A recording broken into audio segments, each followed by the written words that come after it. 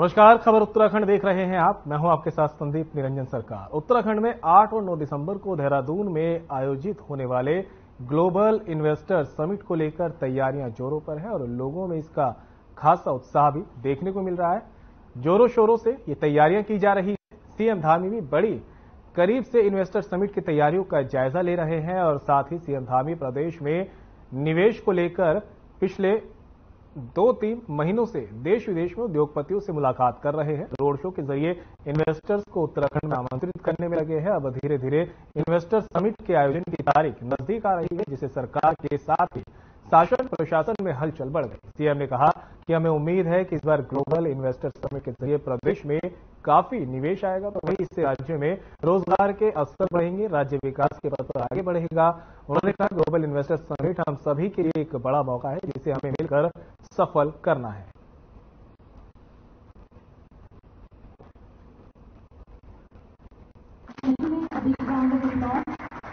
इस investor summit से हमारे राज्य को, उत्तराखंड को बहुत सारा इन्वेस्टमेंट यहाँ आएगा, ऐसी हमको पूरी उम्मीद है। और ये हमारे लिए, पूरे राज्य के लिए एक अवसर है और इस अवसर के लिए हम सभी लोग, पूरे उत्तराखंड की मशीनरी, हमारे सभी जनप्रतिनिधिगण सब लगे हुए हैं और इसमें हमारे प्रधानमंत्री जी का हमें पूरा आशीर्वाद है, उनका मार्गदर्शन है। उनके निर्देशन में हम राज्य को आगे बढ़ाने के लिए अपने यहाँ इन्वेस्टरों को बुला रहे हैं।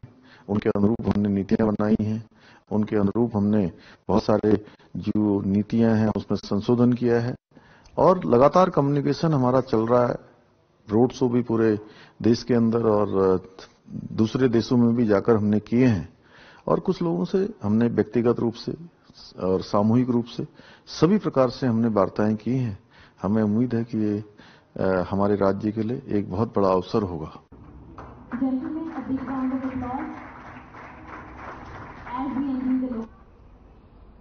अल्मोड़ा के विकासखंड हवालबाग में आजीविका महोत्सव का आयोजन किया गया, जिसका शुभारंभ प्रदेश के स्वास्थ्य एवं जनपद के प्रभारी मंत्री धन सिंह रावत ने किया है। इस मौके पर विभिन्न विभागों ने स्टॉल लगाए। साथ ही प्रदेश के मुख्यमंत्री पुष्कर सिंह धामी ने वर्चुअली जनपद की 58 विकास योजनाओं का लोकार्पण और शिलान्यास किया है। इस मौके पर स्वास्थ्य मंत्री धन सिंह रावत ने कहा कि आज प्रदेश के 13 जनपदों में मुख्यमंत्री द्वारा करोड़ों की लागत की योजनाओं का शिलान्यास कर जनता को सौगात दी गई है।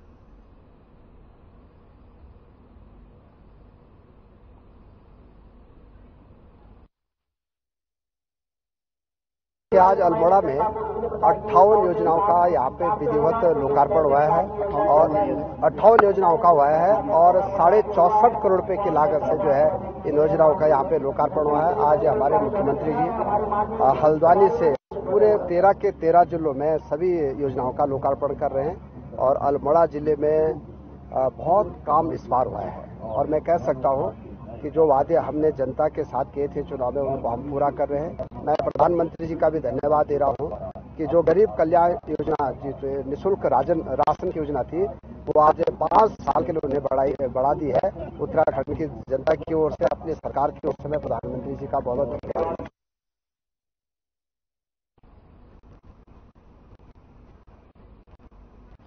देहरादून में कांग्रेस मुख्यालय में प्रेस कॉन्फ्रेंस की गई। कॉन्फ्रेंस में प्रदेश अध्यक्ष करण माहरा, पूर्व मुख्यमंत्री हरीश रावत, पूर्व प्रदेश अध्यक्ष प्रीतम सिंह और पूर्व प्रदेश अध्यक्ष गणेश गोदयाल भी शामिल रहे। इस दौरान वर्चुअल माध्यम से कांग्रेस के सभी विधायक भी जुड़े। क्या कुछ प्रेस कॉन्फ्रेंस में कहा गया है, वो भी आपको सुना देते हैं।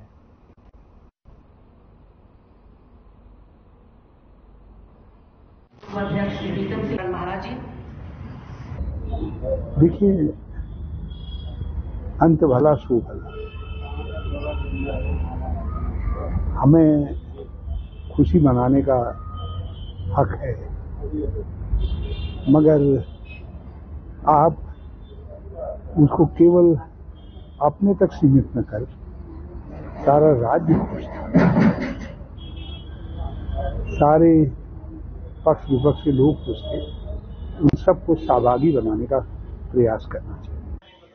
राष्ट्रीय नेतृत्व ने और आदरणीय देवेंद्र यादव जी जो हमारे प्रभारी हैं, उन्होंने निर्देशित भी किया और हम लोगों से राय ली, जिसमें तय किया गया कि विधायकगण अपने 1 महीने की सैलरी और जो पूर्व विधायकगण हैं और हमारे वरिष्ठ नेता हैं वो कुछ धनराशि उपलब्ध कराएंगे और जिससे जो मूसक जो श्रमिक हैं उन लोगों को सम्मानित किया जाएगा, क्योंकि बहुत जरूरी था कि वरुण अधिकारी नाम का जो नवयुवक था जिसने ये राय दी और जिस पर ये काम हुआ उसको भी सम्मानित किया जाए, उसका नाम लोगों तक पहुंचे।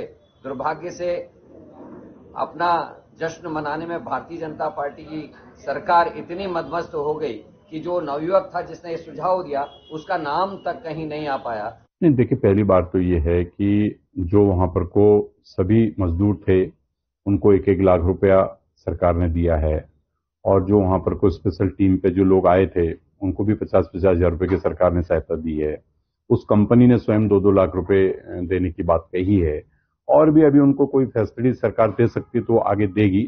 बाकी ठीक है, कांग्रेस के लोग भी दे रहे हैं तो अच्छी बात है।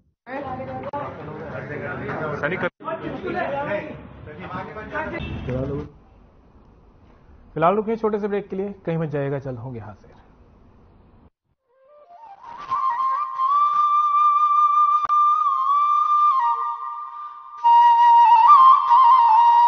देवभूमि उत्तराखंड गवाह बनने जा रहा है 6th world Congress on disaster management के आयोजन का।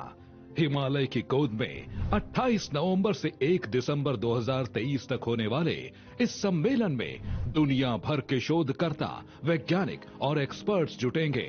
मंथन होगा कि दुनिया को आपदा से सुरक्षित कैसे रखा जा सकता है। महानायक अमिताभ बच्चन इस सम्मेलन के ब्रांड एम्बेसडर हैं। 6वें आपदा प्रबंधन सम्मेलन की थीम है strengthening climate action and disaster resilience, यानी नवाचार, सहयोग और संचार की मदद से एक मजबूत आपदा प्रबंधन तंत्र खड़ा करना। वैश्विक आपदा प्रबंधन सम्मेलन में जिन मुद्दों पर चर्चा होगी उनमें प्रमुख हैं जलवायु परिवर्तन की स्थिति और समाधान, आपदा प्रतिरोधकता, अर्ली वार्निंग सिस्टम विकसित करना और पुनः निर्माण कार्यों में तेजी कैसे लाई जाए। आज विकसित देशों के मुकाबले विकासशील देशों के लिए आपदा से निपटना बेहद कठिन चुनौती है।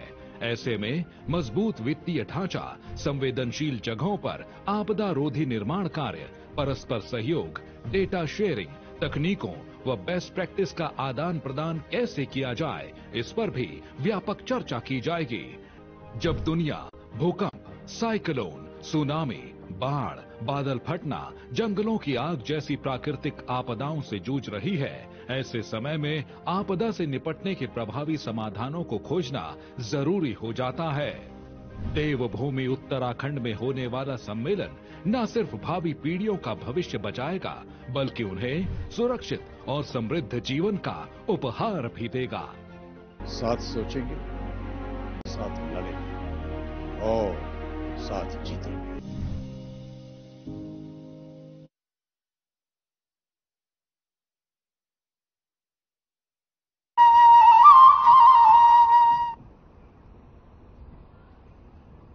ब्रेक के बाद आप सभी का फिर से स्वागत है। बढ़ते खबरों में आगे, उत्तरकाशी के सिलक्यारा में फंसे मजदूरों को सकुशल बाहर निकालने पर उत्तराखंड कांग्रेस के पूर्व प्रदेश अध्यक्ष प्रीतम सिंह नेगी ने सभी एजेंसियों को बधाई दी है। उन्होंने कहा कि इस काम में जुटी सभी एजेंसी ने काफी बेहतर कार्य किया है। प्रीतम सिंह ने कहा कि सरकार इस पर खुद श्रेय लेना चाहती है।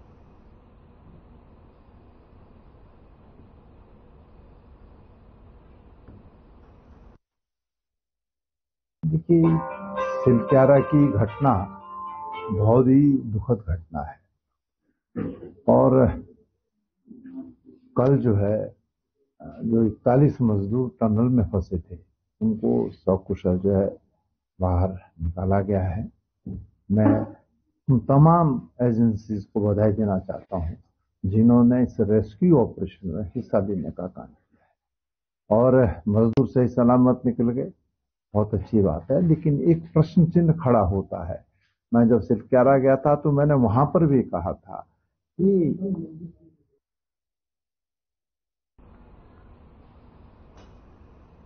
उत्तरकाशी के सिलक्यारा टनल में फंसे 41 मजदूरों का रेस्क्यू कर लिया गया है। इस बीच कांग्रेस और बीजेपी में जुबानी जंग तेज हो गई है। कांग्रेस का कहना है कि उत्तरकाशी सिलक्यारा टनल हादसे में रेड होल माइनर्स का बहुत बड़ा योगदान रहा है। माइनर्स को कांग्रेस के 19 विधायक अपना 1 माह का वेतन देंगे। इस पर जवाब देते हुए बीजेपी के विधायक विनोद चमोली ने कहा कि कांग्रेस का एक बहुत अच्छा कदम है। कांग्रेस भले ही एक अलग राजनीतिक दल है, लेकिन वे उत्तराखंड के ही लोग हैं, उत्तराखंड के प्रतिनिधि हैं।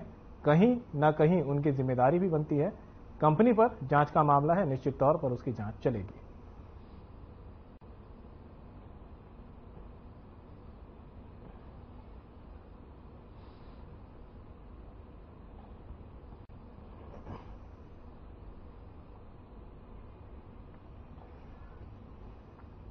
तो वहीं रुड़की में रोडवेज बस की ट्रक से टक्कर हो गई, जिसमें बस ड्राइवर की मौके पर ही मौत हो गई है, जबकि दो की हालत गंभीर बताई जा रही है। यह हादसा नगला इमरती के बीच हुआ है। बताया जा रहा है कि छुटमलपुर डिपो की बस सहारनपुर से हरिद्वार के लिए निकली थी और नगला इमरती में घरेलू गैस सिलेंडर से लदा ट्रक बस के आगे जा रहा था। नगला इमरती में ट्रक ड्राइवर ने अचानक ब्रेक लगा दिया, जिसके चलते पीछे से आ रही रोडवेज बस ट्रक से जा टकराई। हादसे के बाद मौके पर अफरा तफरी का माहौल बन गया। पुलिस मामले की जांच में जुटी है।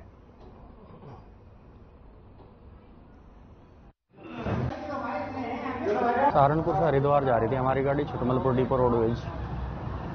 जब हम हाईवे पर चल रहे थे, रुड़की दिल्ली हाईवे पर, तो जब रेलवे लाइन का पुल क्रॉस करते हैं जहाँ, वहाँ जाके एक ट्रक हमारे आगे आगे चल रहा था सिलेंडर से भरा हुआ।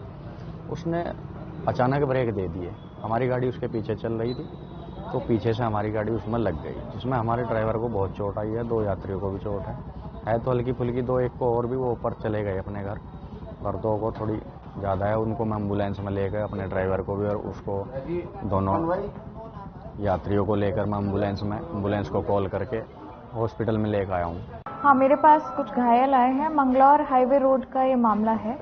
एक बस की भिड़ंत हुई है ट्रक के साथ और उसमें 3 लोग मेरे पास आए। एक की मौके पर मौत हो चुकी थी, मृत अवस्था में लाया गया और 2 घायल हैं जिनका हमारे यहाँ इलाज चल रहा है। जो घायल हैं उनकी किस तरह की स्थिति बनी है? अभी स्टेबल है, उनका इलाज चल रहा है। एक्सरे एडवाइस किए गए हैं, एक्सरे कराए।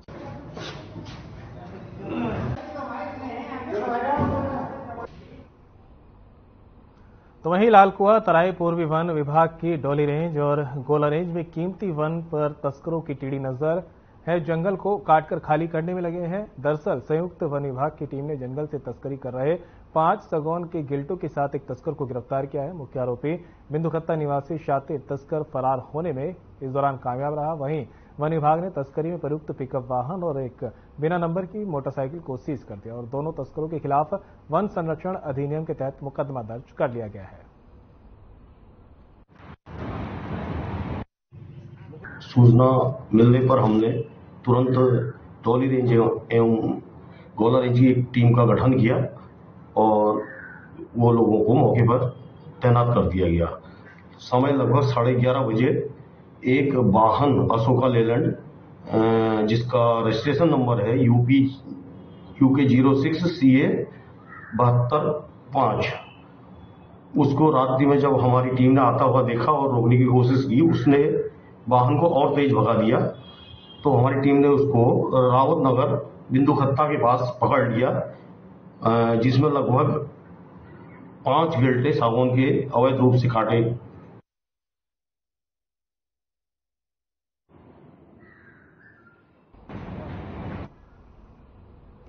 तो वहीं भगवानपुर तहसील के बंजारवाला गांव में खनन माफियों के खिलाफ कार्रवाई को लेकर किसान जिला प्रशासन के दर पर जाकर फरियाद कर रहे हैं, लेकिन जिला प्रशासन गूंगा बहरा बना हुआ है।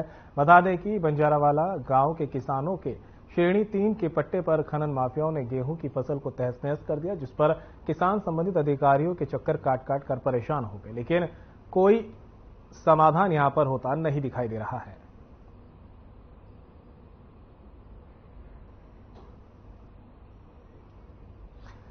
मंगलौर से आपको खबर बता रहे हैं जहां पर खनन माफिया का आतंक देखने को मिल रहा है और इससे अब किसान जो है पूरी तरह परेशान है। प्रशासन से कार्रवाई की मांग कर रहे हैं, लेकिन किसी तरह की कोई कार्रवाई होती नहीं दिख रही है। फसलों को भी नुकसान पहुंचा दिया गया यहाँ पे और अब प्रशासन के पास ये लोग गए हैं, लेकिन किसी तरह की कोई कार्रवाई नहीं की जा रही है। ये है कि सुगन बदलू के नाम एक पट्टा था, उसके 4 बेटे हैं और सुगन बदलू मर चुका और बेटे जिंदा हैं। और बेटे जो है उस पर अगर अपनी जमीन पर गेहूं बो रहे थे, वो बो दिए थे, लेकिन दबंगइयों ने जो है उसे खोद डाला। 21 तारीख से अब तक जबरदस्त खोद रहे और ये शिकायत इन बेचारों ने सब जगह कर ली, लेकिन कोई सुनने को तैयार नहीं है। अगर पुलिस आती है तो आज चली गई थोड़ी देर के लिए, फिर उसके बाद खनन शुरू कर दिया। मोहन स्टोन क्रेशर वाले के पास माल जा रहा है उसका। अच्छा, तहसीलदार साहब ने बोला है कि इस पर कार्रवाई की जाएगी। हाँ, एक पट्टा था इन भाई साहब का, उसमें क्रेशर वाले दबंगाई दिखा के उसको खोद रहे हैं, खनन चला रहे हैं। अगर उधर जाते हैं तो वो जान से मारने की धमकी देते हैं।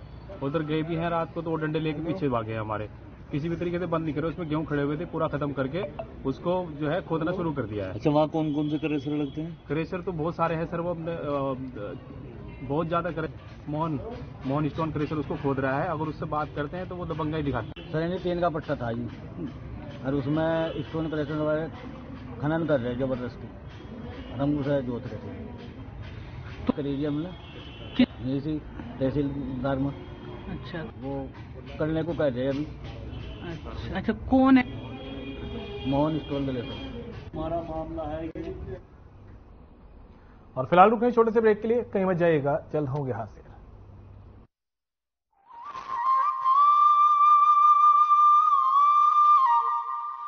भूमि उत्तराखंड गवाह बनने जा रहा है 6th world Congress on disaster management के आयोजन का। हिमालय की गोद में 28 नवंबर से 1 दिसंबर 2023 तक होने वाले इस सम्मेलन में दुनिया भर के शोधकर्ता, वैज्ञानिक और एक्सपर्ट्स जुटेंगे। मंथन होगा कि दुनिया को आपदा से सुरक्षित कैसे रखा जा सकता है। महानायक अमिताभ बच्चन इस सम्मेलन के ब्रांड एम्बेसडर हैं। 6वें आपदा प्रबंधन सम्मेलन की थीम है strengthening climate action and disaster resilience, यानी नवाचार, सहयोग और संचार की मदद से एक मजबूत आपदा प्रबंधन तंत्र खड़ा करना। वैश्विक आपदा प्रबंधन सम्मेलन में जिन मुद्दों पर चर्चा होगी उनमें प्रमुख हैं जलवायु परिवर्तन की स्थिति और समाधान, आपदा प्रतिरोधकता, अर्ली वार्निंग सिस्टम विकसित करना और पुनः निर्माण कार्यों में तेजी कैसे लाई जाए। आज विकसित देशों के मुकाबले विकासशील देशों के लिए आपदा से निपटना बेहद कठिन चुनौती है। ऐसे में मजबूत वित्तीय ढांचा, संवेदनशील जगहों पर आपदा रोधी निर्माण कार्य, परस्पर सहयोग, डेटा शेयरिंग, तकनीकों व बेस्ट प्रैक्टिस का आदान प्रदान कैसे किया जाए, इस पर भी व्यापक चर्चा की जाएगी। जब दुनिया भूकंप, साइक्लोन, सुनामी, बाढ़, बादल फटना, जंगलों की आग जैसी प्राकृतिक आपदाओं से जूझ रही है, ऐसे समय में आपदा से निपटने के प्रभावी समाधानों को खोजना जरूरी हो जाता है। देवभूमि उत्तराखंड में होने वाला सम्मेलन न सिर्फ भावी पीढ़ियों का भविष्य बचाएगा, बल्कि उन्हें सुरक्षित और समृद्ध जीवन का उपहार भी देगा। साथ सोचेंगे, साथ लड़ेंगे और साथ जीतेंगे।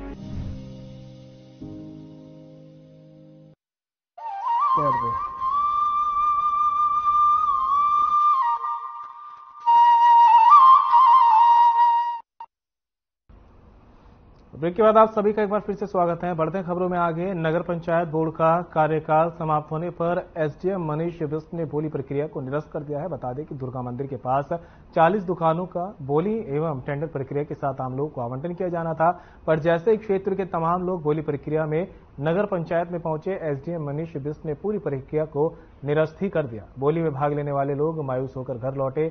इस बीच पूर्व अध्यक्ष कावल सिंह और पूर्व विधायक प्रेमानंद महाजन ने एसडीएम को ज्ञापन सौंपा और सवाल किए।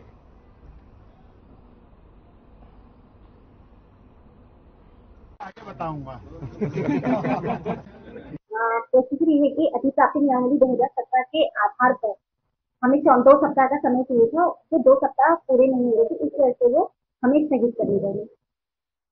नहीं ऐसा राजनीति में ऐसा जो पता है यह है कि डीएम ने पहले उसे स्थगित किया था अधिप्राप्ति नियमावली के आधार पर ही, और उन्होंने उसी के आधार पर दोबारा उसे पुनः मतलब वापस किया अपना स्टेटमेंट कि आप अधिप्राप्ति नियमावली 2017 का पूर्णतः पालन करने के बाद ही आप इसको करिएगा, ये बोली मतलब टेंडर निकालिएगा। हमारी ये मांग है कि ये जो सजाई बाग की जमीन की नीलामी हो रही है इसको साबित किया जाए। इसको तो हाईकोर्ट ने हाँ हाईकोर्ट ने अभी सूत्रों से पता चला स्टे दे दिया। अगर प्रक्रिया दोबारा हो जाए इसमें आप राजी है? नहीं, हम प्रक्रिया नहीं राजी हैं, और हम कभी भविष्य में चेयरमैन आते भी हैं, हम वो बोली नहीं करेंगे, खाली 15-16 को देंगे, उसका पार्क बनाएंगे पूरे का, ये वादा करते हैं आपके सामने। भगवान ने कृपा की। लगभग 40-50 साल से लोग लग रहे हैं, इनको तो रास्ते तो निकलना चाहिए। हाँ उनको देंगे, उनको ठोक के देना चाहिए, उनको पहले ही दे देना चाहिए। बेचारों को, गरीब आदमी, उनको मिलना चाहिए। श्री काबुल सिंह जी ने कहा, हमारे नगर अध्यक्ष कांग्रेस भाई नारायण हलदर जी ये भी साथ थे, मैं भी साथ था, हम लोग सारे हमारे ब्लॉक अध्यक्ष भी साथ थे। हम लोगों ने आज एक संयुक्त ज्ञापन दिया और ये जो सिंचाई विभाग की जो जमीन हमारे पूर्व चेयरमैन काबुल सिंह जी के सौजन्य से मेहनत से जो आज नगर पंचायत क्षेत्र को मिला, जो नीलामी हो रही थी, इस विषय में हम लोगों ने ज्ञापन दिया है। ज्ञापन जो नीलामी रोकने के लिए एसडीएम साहब को, यूं साहब को हम लोगों ने निवेदन किया। और फिलहाल रुक रहे छोटे से ब्रेक के लिए, कहीं मत जाइएगा, चलता हूं यहां से।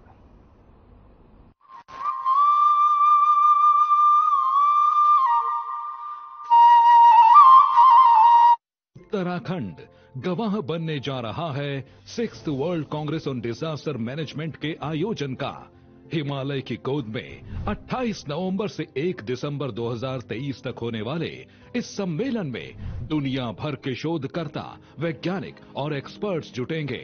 मंथन होगा कि दुनिया को आपदा से सुरक्षित कैसे रखा जा सकता है। महानायक अमिताभ बच्चन इस सम्मेलन के ब्रांड एम्बेसडर हैं। 6वें आपदा प्रबंधन सम्मेलन की थीम है strengthening climate action and disaster resilience, यानी नवाचार, सहयोग और संचार की मदद से एक मजबूत आपदा प्रबंधन तंत्र खड़ा करना। वैश्विक आपदा प्रबंधन सम्मेलन में जिन मुद्दों पर चर्चा होगी उनमें प्रमुख हैं जलवायु परिवर्तन की स्थिति और समाधान, आपदा प्रतिरोधकता, अर्ली वार्निंग सिस्टम विकसित करना और पुनः निर्माण कार्यों में तेजी कैसे लाई जाए। आज विकसित देशों के मुकाबले विकासशील देशों के लिए आपदा से निपटना बेहद कठिन चुनौती है। ऐसे में मजबूत वित्तीय ढांचा, संवेदनशील जगहों पर आपदा रोधी निर्माण कार्य, परस्पर सहयोग, डेटा शेयरिंग, तकनीकों व बेस्ट प्रैक्टिस का आदान प्रदान कैसे किया जाए, इस पर भी व्यापक चर्चा की जाएगी।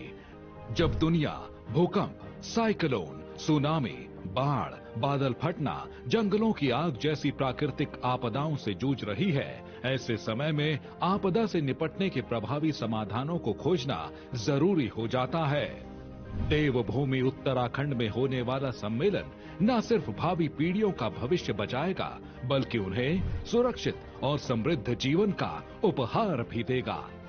साथ सोचेंगे, साथ लड़ेंगे और साथ जीतेंगे।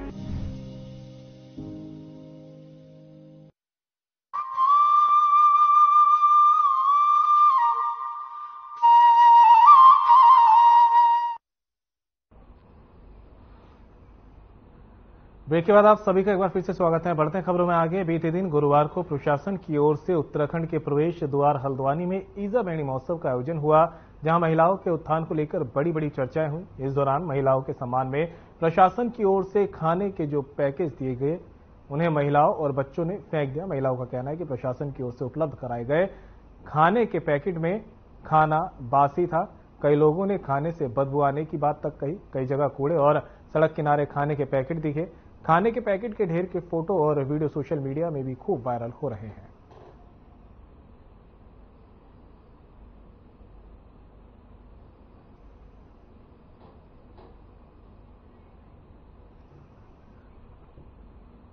किच्छा नगर की यातायात व्यवस्था को दुरुस्त करने और नशा तस्करों पर लगाम लगाने के लिए पुलिस ने रणनीति तैयार की है। नवनियुक्त कोतवाली निरीक्षक सुंदरम शर्मा ने चार्ज संभालने के बाद किच्छा कोतवाली में तैनात सभी पुलिसकर्मियों के साथ बैठक कर जरूरी दिशा निर्देश दिए। कोतवाली निरीक्षक सुंदरम शर्मा ने बताया कि पुलिस ने कोतवाली अंतर्गत क्षेत्र में संदिग्ध लोगों की पहचान के लिए सत्यापन अभियान शुरू कर दिया है। साथ ही किराएदारों का सत्यापन न करने वाले मकान मालिकों को नोटिस जारी किए जा रहे हैं।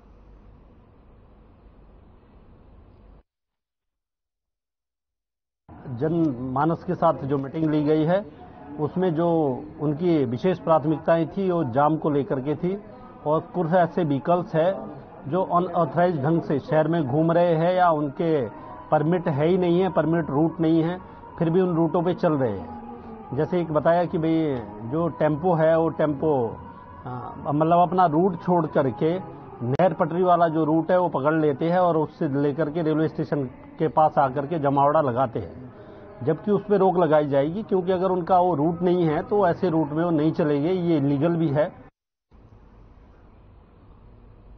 रीड अवार्ड ग्राम्य विकास शिक्षा समिति के ITI दिनेशपुर से पूरे नगर क्षेत्र में स्कूली बच्चों के साथ जागरूकता रैली निकाली गई। नगर के प्रमुख लोगों के द्वारा एक रैली निकालकर एड्स के प्रति लोगों को जागरूक किया गया। इस दौरान राजकीय इंटर कॉलेज दिनेशपुर में नुक्कड़ नाटक के अलावा क्षेत्र के समाजसेवियों ने एड्स से कैसे बचा जाए इस पर भी जानकारी दी। हमारे इंटर कॉलेज के आज यहाँ आह्वान करना चाहते हैं जो हमारे समुदाय के लोग हैं उनको अपना नेतृत्व करना दे। जो आज का थीम है, जो आपका उद्देश्य है, जो हमारे समुदाय है उनका सहयोग। आज विश्व एड्स दिवस में जो भारत सरकार ने जो आयोजना कर रखा हुआ है विश्व एड्स दिवस, हर जगह हर समुदाय के लोगों ने इसमें प्रतिभाग करा हुआ है। इसके लिए थैंक यू कहना चाहूंगी और दिनेशपुर में जितने भी हमको सपोर्ट किया उनको भी थैंक यू करना चाहूंगी। मैसेज एक ही है कि HIV पॉजिटिव जो होते हैं उनके लिए हम लोग उनको एक वितृष्णा के रूप से, घृणा के रूप से ना देखें। विश्व एड्स दिवस के अवसर पर उत्तराखंड एड्स नियंत्रण समिति के जरिए पूरे प्रदेश में जागरूकता कार्यक्रम संचालित किए जा रहे हैं। पूरे प्रदेश में इस समय 6229 व्यक्ति HIV से ग्रसित हैं। उन्हें निःशुल्क परामर्श एवं दवाएं उपलब्ध कराई जा रही हैं। 483 ICTC केंद्र स्थापित किए गए, जिसमें stand LN ICTC 49, mobile ICTC 1, facility ICTC 433 हैं।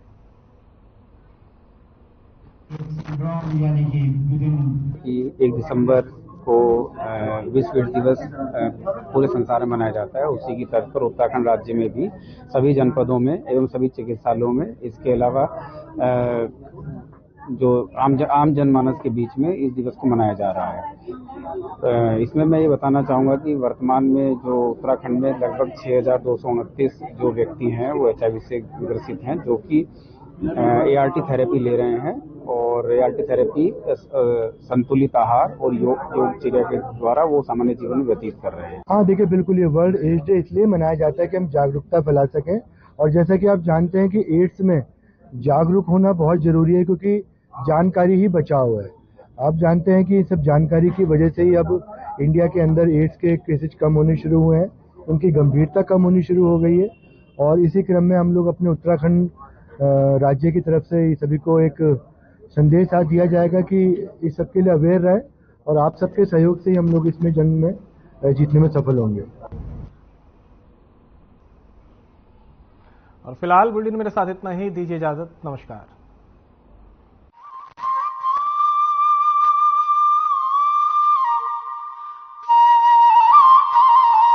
देवभूमि उत्तराखंड।